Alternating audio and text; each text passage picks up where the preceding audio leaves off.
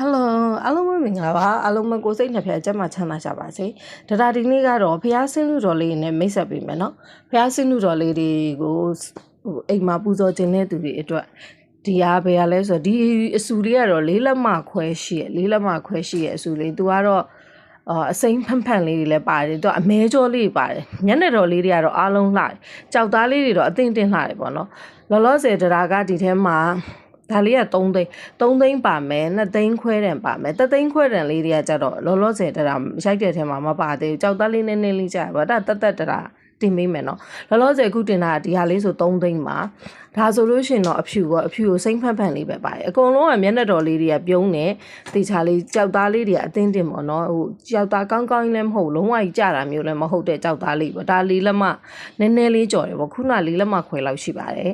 ဒီဟာလေးပေါ့ဒီဟာဆိုလို့ရှိရင်ဒါခုနကလေးလက်မနည်းနည်းလေးပဲကြော်တယ်လေးလက်မလောက်လေးဒီဟာလေးဆိုလို့ရှိရင်ပလင်လေးနဲ့တေချာလေးကိုးကွယ်လို့ရတယ်ပေါ့နော်ကြောက်စိမ့်ဖေးရပေါ့ကြောက်စိမ့်စင်းနုတော်လေးကိုအိမ်မှာပူဇော်ခြင်းတဲ့သူတွေအတွက်ပေါ့တီးတန့်တရားစူစည်းပြီးတင်ပေးလိုက်တယ်ဟိုကလိုက်လွှင့်တဲ့အခါကျတော့လဲတရားဒီဟာလေးတွေမလွှင့်ပြစ်ဘူးပေါ့နော်မလွှင့်ပြစ်တဲ့အခါကျတော့စင်းနုတော်လေးတွေတချို့လဲမေးတယ်ပေါ့မေးတဲ့အခါကျတော့ပုံတင်မဲနဲ့မတင်ပြဘူးခုတော့ဗီဒီယိုလေးတီးတန့်စူစည်းပြီးတင်ပေးလိုက်တယ်ဒါလေးတရား3သိန်းရောင်းပါတယ်လေးလက်မလေးတွေအကုန်လုံး3သိန်းရောင်းပေးပါတယ်ကြောက်သားလေးတွေအသင်းရှိမယ်မျက်နှာတော်လေးရှိမယ်မျက်နှာမှာအနာတွေမပါဘူးပေါ့နော်အစိမ်းပါတဲ့ဟာလေးလည်းပါတယ်တချို့ဟာလေးလည်းဖြော့လေးတွေပါမယ်ပေါ့ဒီဟာကကြတော့3လက်မအဆူလေးတွေ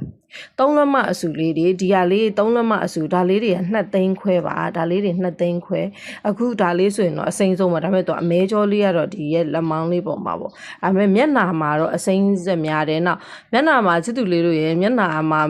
ဖခင်ရဲ့မျက်နှာတော်ကကြည်နေတယ်ဘုရားမျက်နှာတော်ပုတ်ကြီးတော့မဟုတ်ဘူးဒါတော့တေချာလေးအဲ့လိုမျိုးလေးရွေးပြီးတော့မှဝယ်ထားပေါ့နော်ပူဇော်ခြင်းတဲ့သူတွေအတွက်ပူဇော်လို့ရအောင်အစိမ်းများတာလို့ခြင်းတော့ဒီအဆူကတော့အစိမ်းပို့ပြီးတော့များတယ်ပေါ့နော်အသားလေးတွေလည်းအသင့်တင်ပေါ့ဒါပေမဲ့သူကတော့အသားလေးနည်းနည်းလျော့တယ်ဒါပေမဲ့အစိမ်းတော့များတယ်တချို့ကကြာအစိမ်းများကြိုက်တယ်ဆိုအော်ဒီကြောက်စိမ်းစင်းနုလေလေးတွေကိုကိုးကွယ်တဲ့အခါမျိုးမှာလေဒီတိုင်းပဲကြောက်စိမ်းစင်းနုတော်ပဲဆိုပြီးတော့မှတော့ဒီတိုင်းပြစ်မထားနဲ့ပေါ့နော်ကိုးကွယ်တဲ့အခါမျိုးမှာကိုကအမြဲတမ်းရေနဲ့တက်ပဲပေးလို့ရတယ်ပြီးရင်တေချာတုပ်ပြီးလို့ရှိရင်ဒါတို့ baby မိုင်းစီလေးတွေကိုပြန်တုပ်ပေးထားရတယ်ပေါ့ဒါတို့ဟိုဒီထက်မကဈေးကြီးရဲ့ကြောက်စိမ်းစင်းနုတော်တွေလည်းဒီလိုပါပဲကြထားရင်ဟိုဟာလေသူဒီလိုမျိုးလေးတွေတုပ်ပေးလို့ရရဆိုပြောင်လေးပြန်ဖြစ်သွားအောင်လို့ဒါတော့ဒါစီမတုပ်ထားအောင်เนาะဒါတိုင်းမဲ့သူ polish တင်ထားတဲ့အတိုင်းလေးပြောပြဒီအဆူလေးကတော့မရှိတော့ဘူးစိုးအောက်သွားပြီဒီအဆူလေးကဒါရောင်းထွက်သွားပါပြီဟိုတနေ့ကဒါပုံတင်တဲ့ကိုကဒါလေးရောင်းကမရှိတော့ဘူးเนาะဒါလေးကစိုးအောက်ပါဒါလေးတွေတခြားအဆူလေးတွေတော့ကြံသေးတယ်ဒါလေးက2သိန်းခွဲနဲ့ဒါဝယ်သွားလာအားပေးသွားပေါ့เนาะ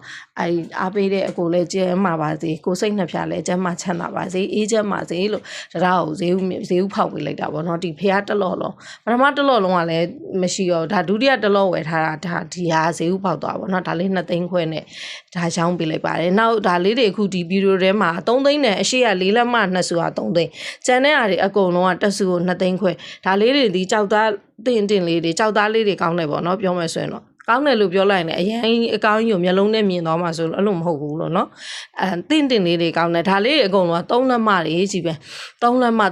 စိုက်လေးပဲ3လက်မလေးပေါ့နည်းညံတော့အမြင့်3လက်မဆိုတော့ချစ်သူလေးတို့ဟိုဒီကလို့ဟွာဖြစ်တယ်ဆိုရင်ဒီဟိုဒါတို့ဟွာလေးရှိရလေပလင်အသေးလေးတွေနဲ့တင်လို့ရတယ်ဒါတော့ဖောက်ဆန်လေးနဲ့ဟွာလေးနဲ့တင်ပြပေးထားပေါ့နော်ဗီဒီယိုလေးတင်ပြပေးထားလက်ကောက်ဘူးလေးပေါ်မှာဖောက်ဆန်နဲ့တင်ပြပေးထားကိုကတော့ကိုးကွယ်ခြင်းနဲ့ပုံစံနဲ့ကိုးကွယ်လို့ရတယ်ဒါခုနကပြောသလိုမျိုးဘုရားစင်းနုတော်တွေကိုကိုးကွယ်တဲ့အခါမျိုးမှာဒီတိုင်းပဲဆိုပြီးတော့တင်မထားနဲ့ပေါ့နော်အချိန်တစ်ခုပေါ့အချိန်တစ်ခုဆိုကိုရေတက်ပေတဲ့အချိန်တွေရှိမယ်ဘုရားရှင်တန်ရှင်းလုံးနေဆိုရင်စင်းနုတော်တွေကိုရေဆေးရင်တပုတ်တန်လေးနဲ့အဲ့လိုမျိုးဆေးပစ်လိုက်လို့ရတယ်ဘာလို့ဆိုဖုံတို့တခြားအဲ့လိုမျိုးတွေကတ်သွားရဆိုလို့ရှိရင်ဒီလိုအမြောင်းလေးတွေအမြင့်လေးတွေရဲ့ဂျားလေးတွေမှာအမဲလေးတွေနဲ့ညစ်ပတ်တာလေးကိုဟိုဟာလေးဖုံနေဝင်တတ်တယ်အဲ့ဒါဆိုရင်ဒီတပုတ်တန်လေးနဲ့တေချာဆက်ပြာနဲ့ဆေးပစ်လို့ရတယ်ဒါတွေဆေးမပါတော့ဆေးလည်းမပါဘူးတဘာဝဒါဆက်ထိုးလည်းမဟုတ်ဘူးဒါတို့ ဘဘူးသမားလက်နဲ့ထိုးထားတာဖြစ်တဲ့အတွက်ကြောင့်မလို့သူဒီတေချာတော့အနုစိတ်ထားတယ်ဒါဝယ်ထားတဲ့စင်းနုတော်လေးတွေကမျက်နှာတော်လေးတွေကိုကြည်အောင်တော့ဝယ်ပေးထားတယ်ဒါဆိုရင်တော့ဒီချွန်လေးဆိုရင်ကြောက်သားလေးပို့ပြီးကောင်းတယ်ဒီချွန်လေးချွန်နှစ်စုကကြောက်သားပို့ကောင်းတယ်နောက်ချွန်တစ်စုပဲဒါလေးတွေကကြတော့အစိမ့်မကြိုက်တဲ့သူတွေကတော့ဒါပေါ့မတူချစ်သူလေးတို့ဟာနဲ့ဘယ်လိုပြောရမလဲဒါတို့အခုကြောက်ဟိုလေးစကြင်ကြောက်နဲ့တော့မတူကြောက်စိမ့်ကုန်တတိတက်ရှိရပေါ့နော်အဲ့လိုမျိုးပေါ့အဲ့တော့ဒီဟာတွေကိုတန်ရှင်းလုပ်တဲ့အခါကျတော့ချစ်သူလေးတို့က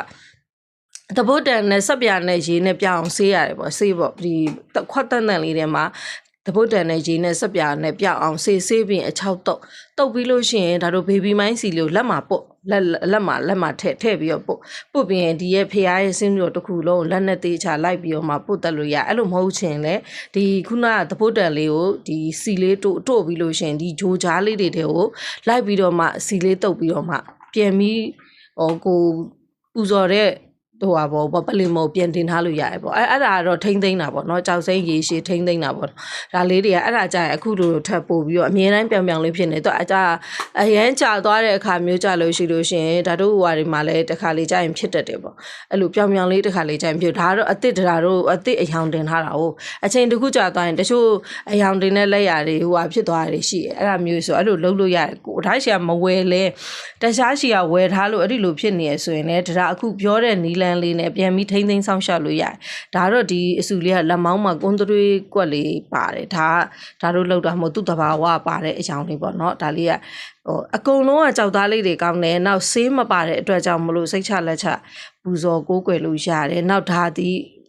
လက်ထိုးပေါ့နော်ဘဘူးဆရာတေချာထိုးထားဆိုဒါလေးတွေပလင်နဲ့တက်ဆက်တဲ့လေးတွေဆိုတော့တော်တော်လေးအဆင်ပြေရလို့ဒါတော့ယူဆပါပေါ့နော်ချစ်သူလေးတို့လိုချင်နေဆိုရင်တော့ဒါရဲ့ Viber ဖုန်းနံပါတ်0926213662လေးကိုလာရောက်ဝယ်ယူအားပေးလို့ရပါတယ်တချို့ဟာလေးတွေကလည်းစိမ့်ဖန်လေးပါတယ်တချို့ကလည်းချွန်ပါတယ်ပေါ့နော်ကိုကြိုက်နှစ်သက်တာကိုဝယ်ပြီးပူဇော်လို့ရပါတယ်ဗီဒီယိုလေးကိုအစာအဆုံးကြည့်ရှုပေးတဲ့တယောက်ချင်းစီတိုင်းကျေးဇူးအများကြီးတင်ပါတယ်ရှင်